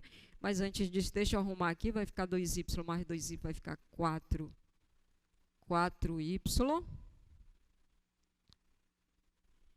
Aqui eu errei bem aqui, né? Porque bem aqui vai ficar 2y, mais 2y vai dar 4, e aqui vai dar 8. Só corrigindo aqui, gente, perdão. Menos 8, tá? Portanto, y dá 2 aqui. E aqui vai dar 2y mais 2y vai dar 4y, tá? E aqui vai ficar menos 4. Aí, isso aqui igual a 0, né? Que deu aqui igual a 0. Aqui o y vai dar igual a 1, tá? Então, aí a mesma coisa, tá? Deixo para vocês verificarem. Estou achando aqui pontos críticos dessa função. Então, ponto crítico aqui, vou chamar aqui de pelinha, um ponto crítico, 2 e 1, tá? Pode ser que ele seja extremo relativo ou não, mas façam a verificação. Tá? O que eu tenho que fazer agora? Eu vou calcular o essiano da função. Tá? Derivava novamente aqui, olha aqui até mais simples, se eu derivar novamente em relação a x, vai dar 4. Se eu derivar novamente em relação a y, também vai dar 4.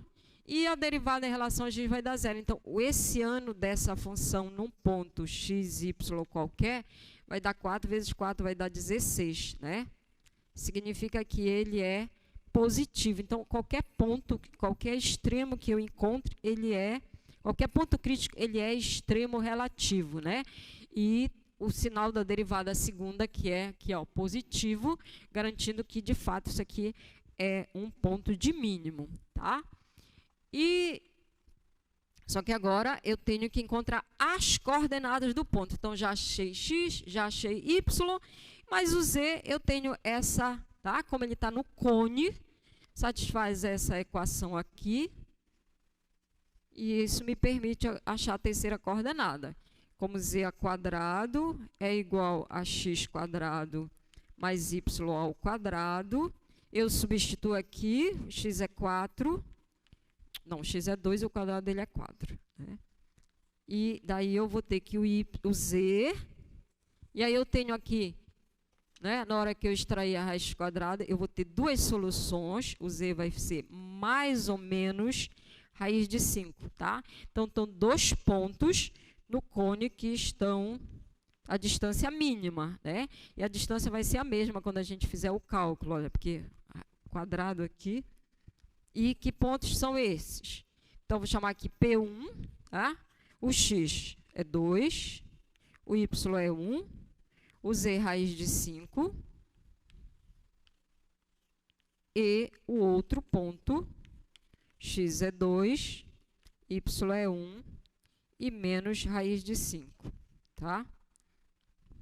Ok? Porque esse cone aí, ele está com... O centro dele está na origem, né? Então, tem uma simetria. Ok, vamos agora recapitular um pouquinho, cálculo de derivada. Então, a gente quer calcular volume de sólido agora.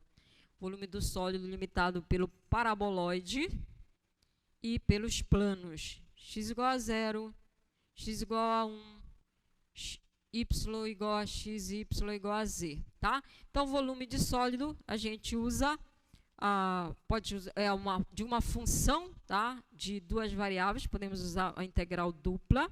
Agora, primeiro, vamos visualizar que sólido é esse que a gente está querendo calcular o volume. Então, ele diz, é limitado pelo paraboloide e pelos planos. Então, tem um plano x igual a 0, é o plano YZ, tem um plano x igual a 1, tem um plano x igual a y e tem o plano z igual a 0, né, que é o plano XY. Então, no teto, você vai estar no plano XY, acima vai ter o paraboloide e nas laterais tem esses planos aqui, tá? Limita também o plano x igual a 0, tá? Uma parede, tá? Que está construindo o sólido x igual a 0. Outro, o plano y igual a 1. Outra parede lateral aqui. Outro plano aqui, que é o y igual a x, tá? E o z igual a 0, que vai estar lá embaixo, tá? Então, na parte, né, o que vai estar lá em cima, a parte de cima, então, estão todos esses planos aqui, olha. Se a gente olhar aqui de cima, aqui, tá dando para ver aqui, ó, é essa região que vai estar lá embaixo, tá? E a gente construiu, vamos pensar assim, que está construindo aqui um prédio, construiu os alicerces em cima, assim, dessa região, tá? Que são as interseções daqueles planos com o plano XY. Então, a gente quer calcular o volume desse sólido aqui, ó, que está limitado. E em cima, o teto é o paraboloide, né? Ele é limitado aqui, olha, pelo paraboloide. Então, a primeira coisa para a gente fazer é identificar qual é o sólido que a gente quer calcular o volume. Quando eu falo identificar, descreva qual é. O sólido é um subconjunto do R3, descreva quais são os pontos do R3 que você quer calcular o volume, tá? Então, é assim, ó, vou chamar de S o sólido, cujo volume eu quero calcular, e ele é formado por todos os ternos do R3, para os quais as duas primeiras coordenadas estão no domínio da função, e eu vou chamar de D, que é a região de integração, é onde a gente está construindo o sólido lá na base, tá? Tem limite. Você constrói uma casa, tem um alicerce, vai ter um limite lá, a gente vai identificar. E a altura vai do plano XY, então o z é maior ou igual que 0, e vai estar lá em cima limitado pelo paraboloide. Então, eu vou chamar aqui, olha, a equação do paraboloide é z igual a x² mais 3y². Então, eu já tenho z escrito como função das variáveis x e y. Vou enxergar isso aqui como uma função de x e y. Então, o limite, o sólido que eu quero calcular, tá? A altura dele vai do 0 até a superfície, que é o paraboloide. Então, agora eu tenho que identificar aqui a região de integração, que é esse D, né? No plano XY, como a gente viu lá na figurinha, tem aquele triângulo que está sendo limitado aqui. X igual a 0, y igual a 1, z igual y igual a x. São aqueles planos, tá? Quando eles interceptam o plano XY, tá? Então, olha só, x igual a 0, eu tenho aqui o eixo do y, x igual a 0, bem aqui em cima você vai construir uma parte da parede do sólido, y igual a 1, tá? Então, tem o plano y igual a 1, ele vai cortar bem aqui, y igual a 1, e o y igual a x, é outra reta aqui, tá? Então, essa aqui é a região de integração. Então, aqui, y igual a 1, y igual a x, tá? Então, eu quero agora descrever, né? Isso aqui é um subconjunto do R2, né? Com ponto qualquer xy que está aqui, como que é ele? Que limitações que ele obedece, tá? Então, eu posso descrever assim. XY pertencentes ao R2, para os quais, tá? Eu acho que aqui, bom, eu posso dizer que o x varia daqui para cá, né? E aí a variação do y, ou ao contrário, que o y está fixo, variando de 0 a 1, e para cada x, qual é a variação do y, tá? Gente, x é igual a y, como aqui é 1, tá? Então, aqui também vai ser 1, tá? Então, eu vou colocar aqui, olha, o y está variando de 0 a 1. Sempre coloco o y no segundo, então, vou colocar aqui, o y varia de 0 a 1. Né?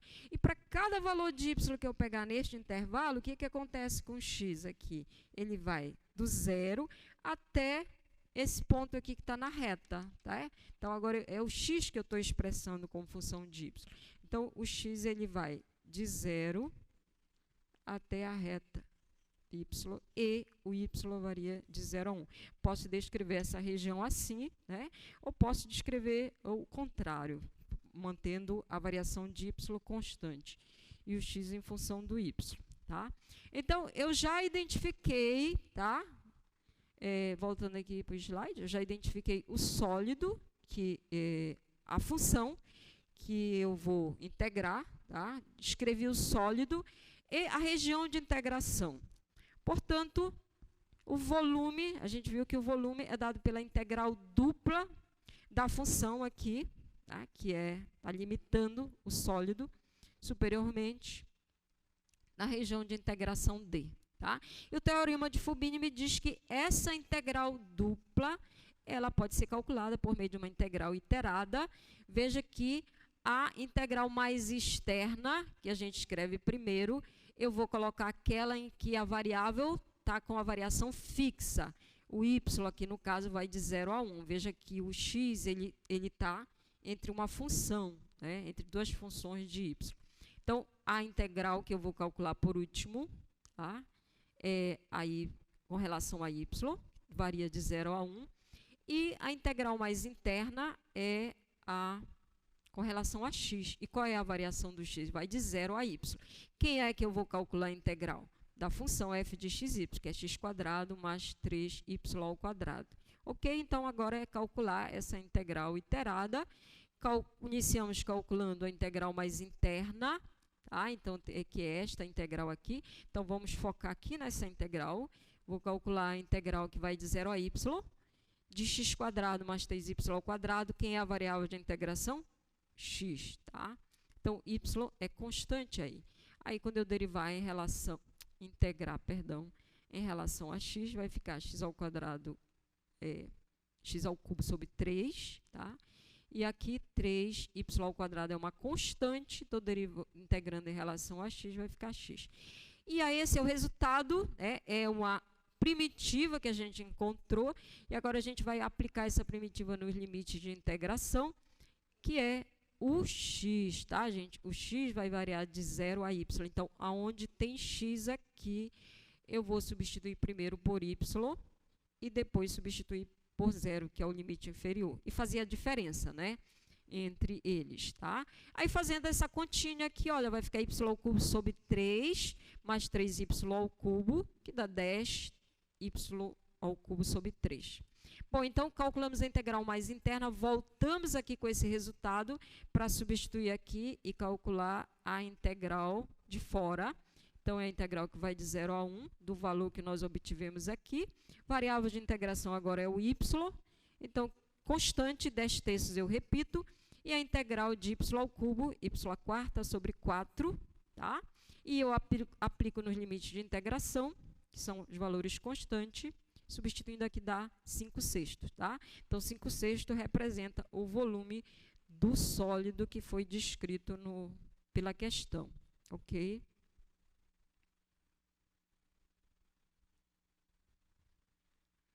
Vamos fazer outra também, usando cálculo de integral,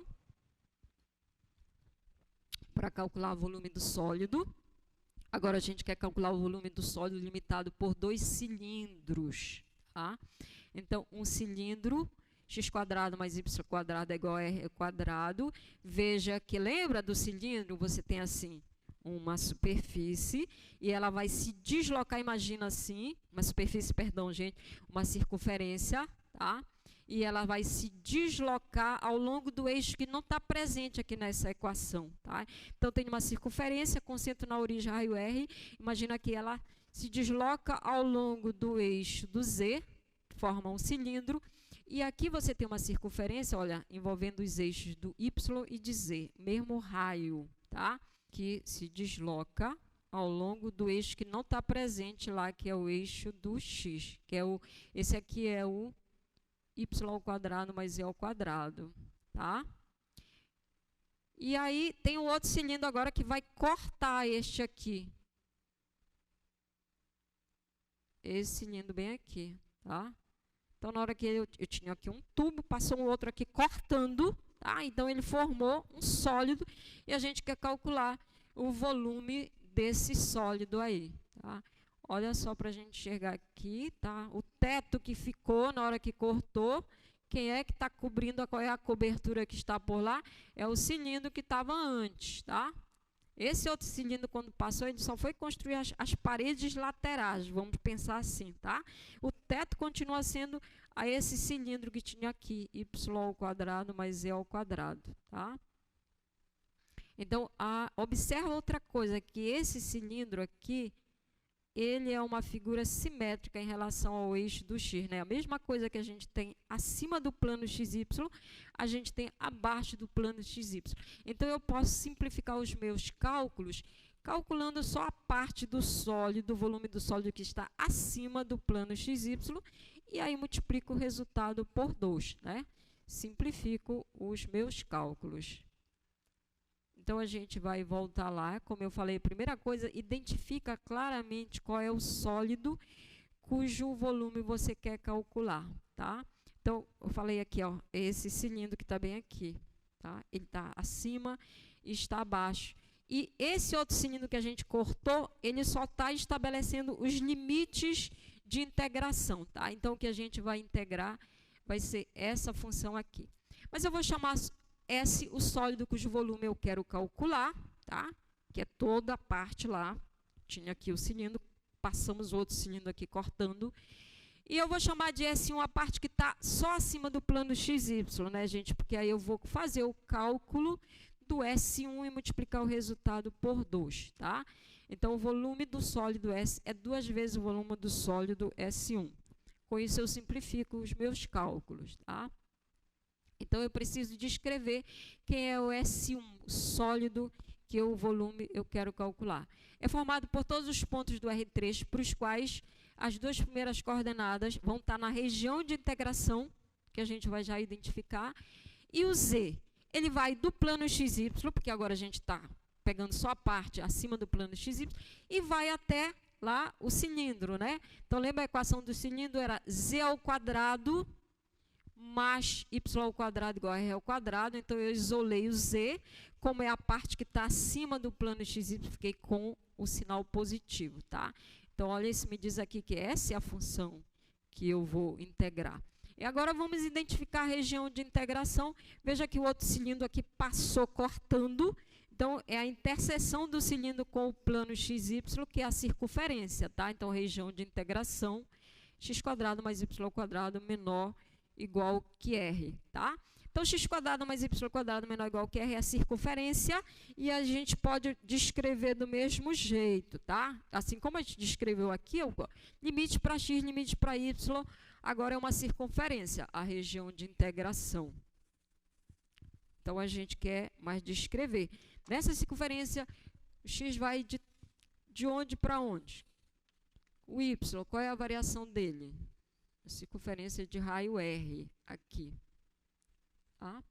Então, é claro que dá para a gente ver que o x vai de menos r para r, tá? E para cada valor que eu pego para o x de menos r a r, eu tenho essa variação aqui, né? Peguei um valor aqui para x, o y ele vai daqui, o ponto, o menor valor que ele assume aqui é no ponto da circunferência, o maior valor aqui, né? E a equação dessa circunferência, x² mais y² igual a r ao quadrado. Tá? Então, eu posso daqui tirar o valor de y vai ficar r ao quadrado menos x ao quadrado, aqui na parte de cima e menos na parte de baixo, tá? Agora, outra coisa que eu posso observar. A região de integração também ela é simétrica em relação aos eixos coordenados, tá? Então, eu posso calcular em toda a região, ou então eu posso me restringir só aqui, 1/4 no primeiro quadrante. Por quê? É claro que como eu tenho uma simetria, né, a parte do sólido que está nessa é exatamente igual a esta e a esta. Então, eu calculo só aqui, nessa região que eu vou chamar aqui de D1, e depois o que eu tenho que fazer? Eu vou multiplicar por 4. Lembra que eu já tenho que multiplicar por 2, né? Porque já estou calculando só a parte que está acima do plano. E agora ainda vou restringir aqui para simplificar os meus cálculos. E aí fica fácil de descrever. Já até fizemos o exercício anterior descrevendo essa região aqui, né? Então, olha, descrevendo aqui eu considerei o y fixo. Então, o y varia de 0 a r, aqui. E expressei aqui o x como função de y. Por que eu fiz essa escolha? Vamos já ver, né? Pensando em não fazer muitos cálculos. Então, se eu fizer isso aqui, eu agora tenho que o volume do sólido S1 ele vai ser 4 vezes a integral na região D1, só no primeiro quadrante, tá? E aí, olha, lembra? Vamos recapitular o volume do sólido que eu estou querendo. Ele é 2 vezes o volume desse S1. E esse S1 vai ser 4 vezes em cima da região D1, tá? Então, vai ficar 2 vezes 4, eu vou ficar, o volume do sólido que eu estou querendo, ele vai ser 8 vezes o valor dessa integral aqui, tá? Então, resta calcular essa integral aí. Tá? E aí, olha só, agora a gente vai identificar aqui, é uma integral dupla, que se transforma numa integral iterada. Quem é que eu disse que está fixo lá na região de integração? Aqui, olha, é o y, né, gente? Então, é a última integral que eu vou calcular. O y variando de 0 a r, olha aqui, em relação a y.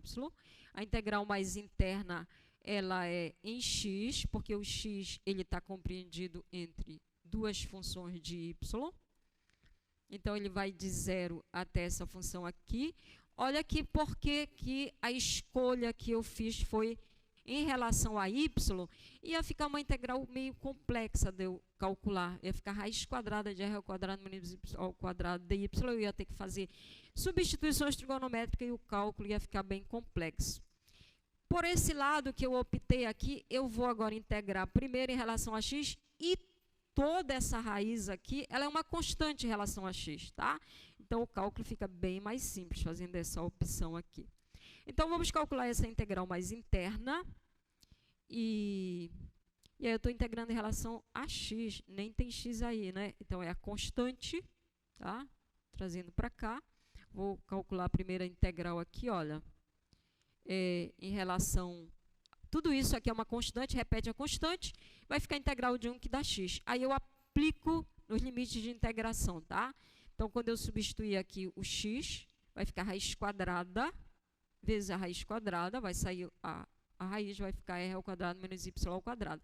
Limite inferior a 0, vai zerar, tá?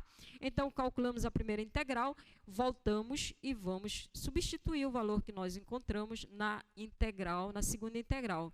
De 0 a r, de r ao quadrado menos y ao quadrado, agora em relação a y, tá? Então, agora, integral simples aqui, r é constante, vai ficar r ao quadrado y. Integral de y ao quadrado, y ao cubo sobre 3. E vamos aplicar nos limites de integração, que vai de 0 a r. Então, quando y está valendo r, vai ficar r ao cubo, menos r ao cubo sobre 3, vai ficar 2r ao cubo sobre 3. Quando o y é 0, vai zerar, tá? Então, calculamos aquela integral que a gente tinha feito e lembra que o volume que a gente quer, ele é 8 vezes esse valor que nós obtivemos. E essa integral toda aqui, ela deu 2/3 de r ao cubo. Portanto, multiplicando por 8, a gente tem o volume do sólido que está compreendido entre aqueles dois cilindros. Agora, vamos fazer um que a gente vai usar coordenadas polares. Eu quero usar coordenadas polares para determinar o volume do sólido, que está tanto dentro do cilindro, quanto dentro de um elipsoide, tá? Bom, os cálculos aí, se ficarem complexos, as coordenadas polares, elas vêm então para ajudar, mas vamos enxergar qual é o sólido que a gente quer calcular. A gente vai fazer a mesma análise, tá, para identificar o sólido, no final que a gente vai fazer a conversão para as coordenadas polares. Um elipsoide aqui, tá? E aí a gente vai fazer uma coisa, pegar agora e passar um cilindro cortando aqui. Imaginem que uma coisa que vai passar cortando aqui esse elipsoide. E aí a gente quer o sólido que fica tanto dentro do cilindro quanto dentro do elipsoide. Então, gente, cobertura vai estar lá, olha. E lateralmente o cilindro entrou só cortando lateralmente o sólido, tá? Então, está claro que a gente vai calcular a função, tá? Vai ser aqui a função que descreve o elipsoide, tá? E a lateral, a região de integração, o cilindro vai me dizer a região de integração, tá? Agora, a mesma coisa, a gente pode analisar aqui o sólido que se forma aí, ele é simétrico, né? Mesma parte que vai ficar acima do plano XY é a que fica abaixo do plano XY. Portanto, a gente pode calcular só a parte que está acima do plano XY e multiplicar o resultado por 2. Eu quero calcular. E aí, S1, só a parte dele que fica acima do plano XY. Quando eu calculo o volume do sólido S1, eu multiplico por 2, eu obtenho o volume do sólido que eu estou querendo. Então, o volume do sólido S é 2 vezes o volume do sólido S1, tá? A função que eu estou querendo integrar é aquela função que descreve o elipsoide. Olha, gente, 4x² mais 4y² mais z² igual a 64. Então, eu vou isolar o z aqui, eu tenho mais ou menos raiz quadrada, né? Como eu estou ficando com a parte que está acima do plano xy, eu vou ficar com a parte positiva. Então, vai ficar raiz quadrada de 64, passei este 4x² mais 4y² para o outro lado. É a função que eu tenho aqui, tá? Ainda posso simplificar porque, olha, eu tenho 4 e 4, coloco 4 em evidência, tiro da raiz, ficou 2, raiz de 16 menos x² mais y², ok? Guarda que essa é a função que a gente vai integrar. Agora, vamos identificar, tá? Então, a gente quer o sólido S1, todos os termos do R3 para os quais o x e o y vão estar na região de integração, e o z vai do plano xy até o teto lá, que é limitado pelo gráfico do elipsoide, tá? Portanto, a função f de xy. E quem é o d? Olha só, está limitado lá pelo cilindro, x² mais y² menor ou igual que 4², tá? Então, novamente, ó, estamos com isso aqui, região de integração igualzinha a outra, tá? E eu tenho a simetria, portanto, eu posso me restringir também ao primeiro quadrante, se quiser, né? Simplificar, se quiser fazer o cálculo todo, também pode, tá? Aí, só que agora a gente quer fazer esse cálculo mudando para coordenadas polares. Então, já identificamos aqui a região de integração. Aqui, olha, a gente era o raio 4 ao quadrado, né? Então, o raio é 2, só coloquei aqui para destacar. Então, região de integração, eu nem vou fazer agora, ou eu vou, não sei se eu vou fazer a restrição ali. Acho que não, porque a coordenadas polares fica mais fácil. Então, está aqui, região de integração. Função que eu quero integrar, eu vou fazer mudanças por coordenadas polares. Lembra as equações de mudança de coordenadas? Então, primeiro, como eu descrevo a região D? Como eu descrevo essa circunferência aqui em coordenadas polares, tá? Então, é um ponto r θ, eu vou dizer qual é a variação do raio e qual é a variação do ângulo. Já vimos isso em aulas passadas. O raio, olha, o raio da circunferência é 2, então, nessa região interna aqui, né, o raio ele vai de 0 até o valor máximo aqui, que no nosso caso é 2, tá? Então, essa é a variação do raio. E na circunferência toda, o ângulo pode ir de 0 até 2π, fazendo a variação toda. Então, eu coloquei aqui a região toda, tá? Essa é o D, descrevendo o círculo de raio 2 em coordenadas polares. E a função, a gente só vai fazer a mudança, né, gente, de coordenadas cartesianas x e y para coordenadas polares, usando as equações de mudança de coordenada. Lembra que x é r cosseno θ, y é r seno θ, tá? Então, e aí quando eu substituir aqui, vai ficar r x quadrado mais y ao quadrado, já é o r ao quadrado, né? E é o que a gente vai obter quando substituir lá, tá? E, portanto, vai ficar bem mais simples aqui essa equação. Tá? E aí vamos agora para a integral, só que a minha integral que estava lá, uma integral dupla em coordenadas cartesianas, eu agora vou fazer a conversão para coordenadas polares. Então, ela vai ficar 2 vezes. Os limites de integração agora é r e as variáveis de integração, perdão, r e θ, tá? Então, o θ, ele varia de 0 a 2π, que eu coloquei aqui como a segunda, que eu vou calcular, e o r varia de 0 a 2, e a função que eu estou integrando, já escrito em coordenadas polares, é 2, raiz quadrada de 16 menos r ao quadrado, mas lembra que quando você passa para coordenadas polares, aparece esse fator aqui, que é o r, você tem que introduzir o r. E agora aqui, na verdade, é o jacobiano, né? E as novas variáveis aqui, dr, dθ, tá? Então, meu problema agora é calcular essa integral, que ficou super simples, tá? E esse 4 aqui, né? Porque a gente tinha aqui, olha, tá multiplicando por 2 e tinha um outro 2 aqui que é constante, eu coloquei para fora da integral e aí ficou 4, tá? Então, olha, gente, se você olhar aqui, eu posso até separar, eu tenho tudo que eu tenho aqui só em R, e aqui eu não tenho θ, então eu posso separar isso como duas integrais unidimensionais, tá? Uma só em θ, outra só em R, tá? Que fica bem mais simples. Então, aqui é 1, tá? 1 dθ e o resto que vai ficar aqui em relação a R, tá? Então, essa primeira integral de 1 vai ficar θ. Eu aplico nos limites de integração. Essa integral que está aqui, ela dá um pouquinho de trabalho, mas nem tanto. Vamos só enxergar aqui, fazer esse cálculozinho aí. Basta fazer uma mudançazinha de variável. Ela aparece com muita frequência no cálculo de integrais e coordenadas polares. Olha só, a gente quer calcular 16 menos r ao quadrado. Aí tem o r aqui, dr, tá? Então, vou fazer uma mudança de variável aqui, tudo isso que está aqui,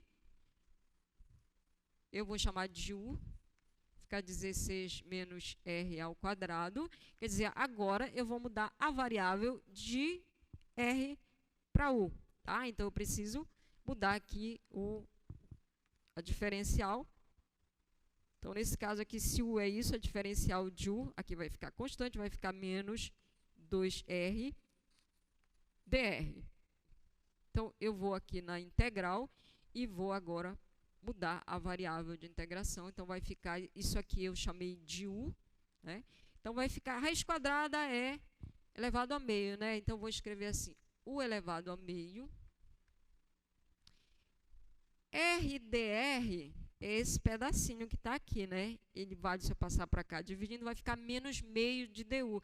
Eu já vou colocar esse menos meio aqui fora, que é constante. Menos meio DU. Pronto, agora ficou uma integral que eu vou resolver usando a regra da potência. Então, vai ficar menos meio, repetindo a constante. O elevado a meio, vou somar uma unidade. O elevado a meio mais 2 meios vai ficar 3 meios. Dividido pelo expoente, dividir por 3 meios, multiplicar por 2/3. Então, vai ficar menos, dá mais o espaço aqui, menos 1/3. De u, quem é u? 16, agora eu vou voltar, r ao quadrado, elevado a 3 meios, tá? Então, resolvendo essa integral, fazendo uma mudançazinha de variável, a gente obtém isso aí. E é o que a gente tem aqui. E agora a gente vai aplicar nos limites de integração, que são valores constantes. Então, é só substituir o R por 2. Depois, substituir o R por 0, fazer a diferença, continhas, né? Quando a gente faz essa substituição. Aqui é o limite de integração, θ vai de 0 a 2π. Então, θ vai valendo 2π, multiplicando ficou 8π. E substituindo aqui, a gente encontra isso aqui, gente. Raiz de 12 ao cubo menos raiz de 16 ao cubo. Fazendo as continhas, a gente obtém esse resultado aí, tá? Então, esse é o cálculo, o volume, né? Então, a gente fez alguns exercícios básicos, tá? Pincelando mais ou menos os conceitos, extremos máximos e mínimos da função. Cálculo de volumes usando os integrais duplas, usando coordenadas polares. É pouca coisa, porém eu espero que vocês aproveitem o que a gente viu aqui para resolver os exercícios. Pegue o nosso livro-texto e resolva os exercícios de lá, que tem bastante exercícios para a gente resolver, ok?